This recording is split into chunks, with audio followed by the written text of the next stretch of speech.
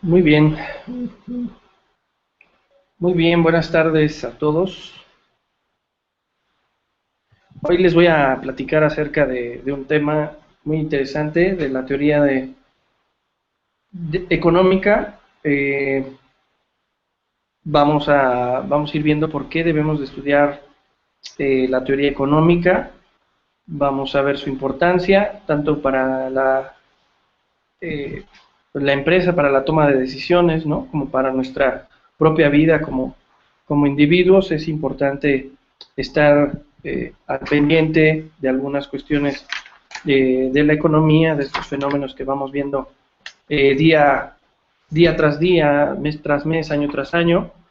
Y bueno, va a ser muy importante no solamente para ir tomando ese tipo de decisiones, sino para tener también cultura en este sentido. Eh, y bueno, yo creo que vamos a comenzar haciendo una diferenciación entre lo que es la microeconomía y la macroeconomía. Bueno, la microeconomía estudia básicamente lo que es el individuo, las industrias en lo individual, el comportamiento de estas unidades económicas, llámese empresas, familias, individuo, en cuanto a la toma de decisiones, ¿verdad? En cuanto a cómo van a tomar decisiones. También estaríamos analizando en su momento lo que es la economía conductual, cómo un individuo puede tomar decisiones, cuál es el proceso de toma de decisiones al adquirir un bien o un servicio, o en el caso de las empresas también pues, es un proceso distinto, ¿verdad? El proceso de la adquisición, de la compra de algún bien o servicio, en el caso de las empresas, es un poco distinto al proceso que tiene un individuo. Pero bueno, las decisiones en las empresas deben de estar relacionadas con el qué producir, primero que nada, y en segundo término, con cuánto. Este, Primero es qué producir, cuánto cobrar por esto, ¿no? Y junto con las decisiones de las familias acerca de qué y cuánto comprar, ¿sí? Ayudan también a explicar la economía de un país, ¿ok? Entonces la economía nos va a ayudar a ir nosotros observando cómo se van tomando decisiones los individuos, las empresas, y esto a su vez, pues cómo van repercutiendo en todo un sistema, en todo un país, en un estado, en un municipio, etcétera, ¿no? Entonces, la economía va a estudiar a todos los entes que generan algo de algún bien, algún servicio, y a los que lo consumen, a los que lo compran en términos generales. Y vamos a ir viendo cómo podemos diferenciar a la macroeconomía de la microeconomía. Otra pregunta importante en el ámbito una pregunta importante en el ámbito de la microeconomía es quién obtiene los bienes y servicios que se producen, porque por un lado estamos viendo que hay productores de bienes y servicios, pero también es importante tomar en cuenta quiénes son los que compran estos bienes y servicios. Hay que estudiarlos, hay que analizarlos, hay que investigar acerca de ellos para poderles ofrecer algo que ellos probablemente vayan a demandar o estén ahorita insatisfechos en estos momentos. Entonces no es cuestión solamente de producir, eso ha sido un grave problema dentro del ámbito del campo, por ejemplo. Hay muchos productores que hoy tal vez yo diría están desamparados, pero bueno, aquí lo interesante sería no solamente hacer los productores, sino también hacerlos a capacitarlos para que sepan a quién vender, ¿verdad? O sea, que sean un poco más empresarios que solamente productores. Tenemos que analizar quién va a comprar, cuánto van a comprar, si se requieren de estos bienes o servicios que hoy se están ofreciendo, ¿verdad? Obviamente que sabemos en el tema de la riqueza que las familias ricas obtienen más que las familias pobres, y las fuerzas que determinan esta distribución de la producción constituyen el campo de la microeconomía. Hay algunas preguntas interesantes que dentro de la microeconomía tendríamos que estarnos haciendo. ¿Por qué existe la pobreza? ¿Quién es pobre? ¿Sí? ¿Por qué algunos empleos ofrecen una mejor remuneración que otros? ¿Sí? Y por qué, otra de las cuestiones, ¿por qué ¿Por qué la gente, por qué los recién egresados tienen que estar dispuestos a recibir un sueldo menos competitivo que la gente que tal vez no ha estudiado pero tiene una experiencia? O sea, todo ese tipo de cuestiones, ¿por qué se les paga más a unos, por qué se les paga menos a otros, por qué cuando tienes un título pero sin experiencia te pagan poco, y hay cuestiones, las empresas se manejan, se gestionan de diferente forma, cada una de ellas. Hay quienes le ponen más valor ponderado a lo que es la experiencia, la antigüedad dentro de una empresa, y por eso se le paga más a una persona que tal vez no tenga un título universitario, y tal vez hay otras empresas que hagan lo contrario, que tal vez castiguen un poco más a este tipo de trabajadores y premien a los que tengan aunque no tengan mucha experiencia, eh, tengan título universitario. Entonces, bueno, esas son algunas de las preguntas importantes. Las diferencias con la macroeconomía, entre la microeconomía y la macroeconomía. La macroeconomía contempla a la economía como un todo, como un agregado, ¿sí? En lugar de tratar de entender qué es lo que determina la producción de una sola empresa, en el caso de la microeconomía, o una industria, o bien cuáles son los patrones de consumo de una sola familia o de un grupo de familias, la macroeconomía examina los factores que determinan la producción nacional. Está muy... es muy importante que hagamos este tipo de estudios, porque al final de cuentas, ahorita les voy a dar una frase, o sea, la microeconomía estudia la unidad individual, el hogar, la empresa, la industria. Observa los árboles, pero la macroeconomía observa todo el bosque, contempla todo de forma agregada, ¿sí? Observa y analiza el bosque, mientras que la microeconomía analiza a cada árbol, ¿verdad? La microeconomía está relacionada con el ingreso familiar, en tanto que la macroeconomía se ocupa del ingreso nacional. Uno es el ingreso familiar y el otro es el ingreso nacional, más o menos para que vayamos entendiendo. La microeconomía, en cuanto a la producción, por decir, en la industria del acero, la microeconomía estudiaría cuánto acero hay que producir, cuánto espacio se necesita en la nave industrial para poder almacenar, ya después que se hace el proceso de producción, cuántos automóviles se podrían producir con esta cantidad de acero, ¿no? En el caso de la macroeconomía, en este mismo ejemplo, lo que se mide no es cuánto acero, cuánto espacio de oficinas, cuántos automóviles. Lo que se mide en la macroeconomía es la producción de la industria total, ¿sí? El Producto Interno Bruto y el crecimiento de la producción de todo este sector automotriz o acerero, ¿verdad? Vamos a llamarle así. La macroeconomía es el todo, mientras que la microeconomía va estudiando aspectos muy específicos dentro de una sola unidad, que es la empresa. En otro ámbito, no solo de producción, sino de precios, por ejemplo, la microeconomía estaría estudiando, por ejemplo, el precio de la medicina, el precio de la gasolina, el precio de los alimentos, la renta de las casas, de los departamentos, ¿sí? En lo individual. Y la macroeconomía va a estudiar más precios al consumidor, precios al productor y tasa de inflación, ¿ok? Que bueno, ya iremos viendo también qué es la inflación, etcétera. Y espero también vamos a dar algunos datos actualizados a 2014 acerca, obviamente tomado desde INEGI, cómo se está moviendo la economía y en este sentido pues también los precios, ¿no?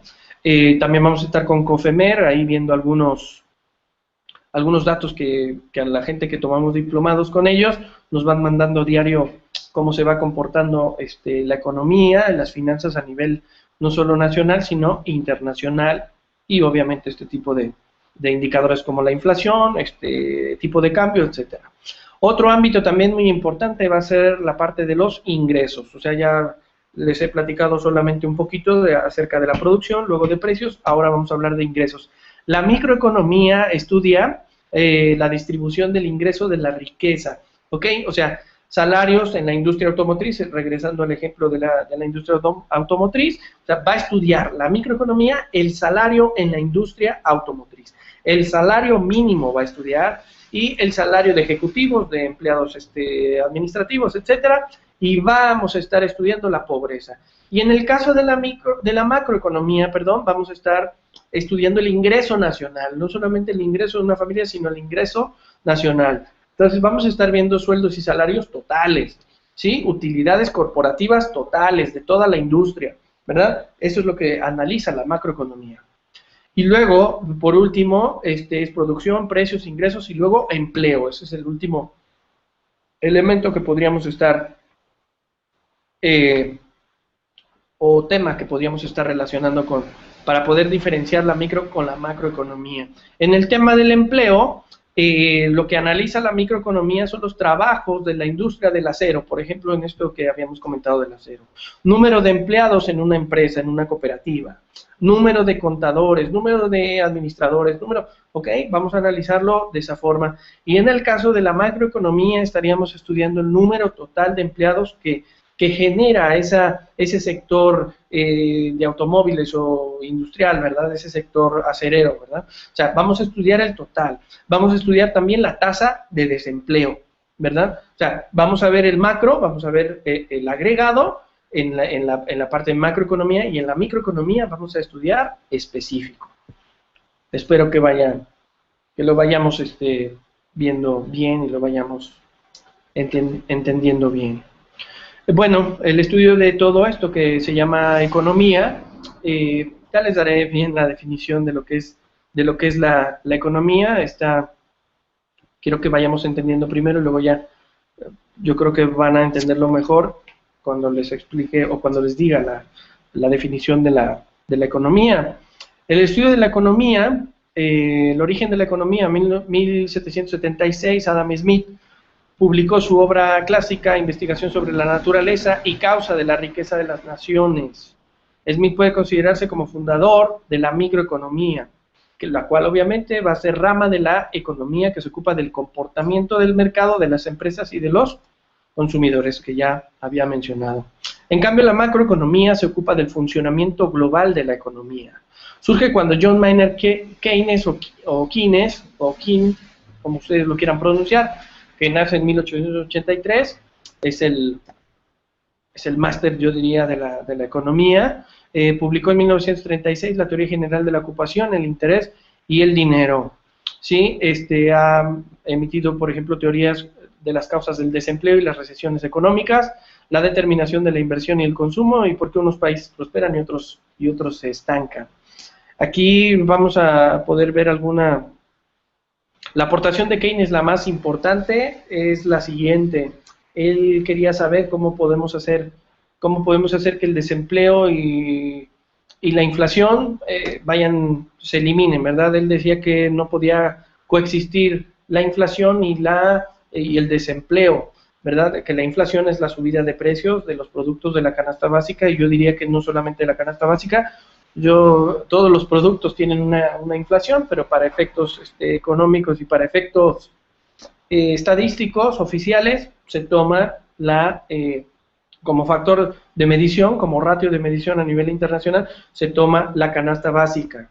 La inflación es la subida de precios de la canasta básica. Entonces, para poder, él decía que no debían de coexistir los dos, la inflación, o sea, o había inflación o había desempleo, y bueno, pues ahora hemos visto, por ejemplo, desde hace ya algunas décadas para acá, que bueno, en el caso de México, claro que coexiste el desempleo y la inflación.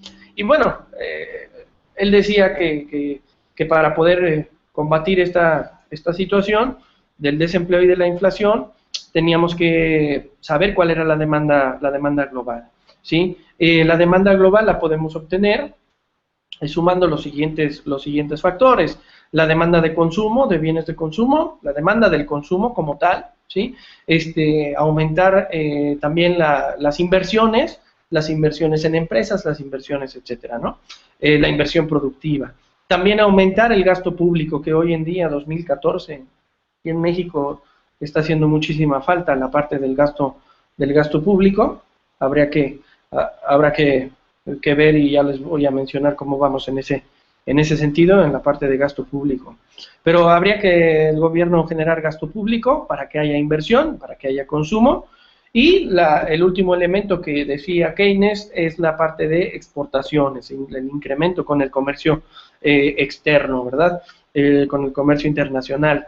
Me parece que es clave todo lo que Keynes dice y que además es muy vigente hoy en día. Tal vez lo que no es vigente es que para él no coexistía, no debería de coexistir, o era imposible que coexistiera el desempleo con la inflación. Sin embargo, bueno, hoy lo vemos en México, el año 2013, perdón, terminamos nuestro año con una inflación, me parece 4.57, a reserva de revisarlo. Sin embargo, y también con desempleo, ¿no? Que bueno, ya Maynard Keynes, pues ahí se equivoca. Sin embargo, bueno, su mejor aportación sigue siendo vigente, ¿no? Los problemas básicos, según Keynes, eran estos, lo del desempleo y la inflación. Y ya les estaré pasando ahí por la descripción del video cuál es la fórmula de Keynes. Igual ustedes pueden revisar. Yo diría que también ustedes pueden revisar algún material de Paul Samuelson, ¿no? Un excelente autor de economía. Entonces pueden estar revisando eso. También en un momento dado también vamos a estar revisando lo que es economía conductual, el proceso de toma de decisiones. Y bueno, les voy a dar la definición de lo que es la economía, ¿sí? La economía es el estudio de la forma en que los individuos y las sociedades deciden usar los recursos que son escasos, que la naturaleza y las generaciones anteriores les proveen. La palabra clave en esta definición es el término decidir, y yo agregaría que otra palabra mucho más fundamental que lo que es decidir es la escasez de recursos. La teoría económica trata de cómo administrar, cómo optimizar esa parte, ¿verdad? El problema que todo economista y que todo político, yo diría, deberíamos de estudiar y aprender es cómo administrar los recursos que son hoy escasos y que la naturaleza da, la tecnología también, a partir de tecnología podemos generar también estos recursos. La economía es una ciencia del comportamiento, una ciencia social. De hecho, la economía, y la microeconomía en específico, es la ciencia social más cuantitativa o que se puede medir desde métodos econométricos, no solamente es cualitativa como las comunes ciencias sociales, sino esta ciencia social abarca demasiado la parte cuantitativa, la parte numérica, y eso es lo bonito de esto, ¿verdad? Pero bueno, para poder entrar a esos temas cuantitativos es necesario estudiar la teoría y entenderla bien. En gran parte es el estudio de la forma en que las personas deciden. Las decisiones que toman los individuos consideradas en conjunto se convierten en decisiones sociales, ¿sí? Entonces, bueno, ¿por qué estudiar economía? Bueno, hay 4 razones fundamentales para poder estudiar economía o para tener la motivación. Es aprender una forma de pensar, ¿verdad? Una forma de pensar economista, ¿verdad? Económicamente. Entender a la sociedad también es una de las razones. Comprender los asuntos mundiales y ser una persona informada, un ciudadano informado, sin lugar a dudas. Sin lugar a dudas. Por favor, si ustedes tienen alguna duda, por favor escríbanos ahí en los comentarios, escríbanos al correo que está pues, ahí alineado, o más bien, no alineado, sino está considerado ahí dentro del video. Escríbenos ahí también. Somos una empresa de consultoría que se llama Cifnova Consultores, consultoría de intermediarios financieros no bancarios y pymes, así es el nombre, y nuestra página es www.cifnova.com.mx. También tenemos otro dominio que es www.cifnova.coop, ¿verdad? De cooperativismo, de cooperativa. Entonces, por favor, váyanos ahí viendo y por favor, váyanos ahí tomando nota, inscríbanse y suscríbanse aquí con nosotros. Muchas gracias, bye.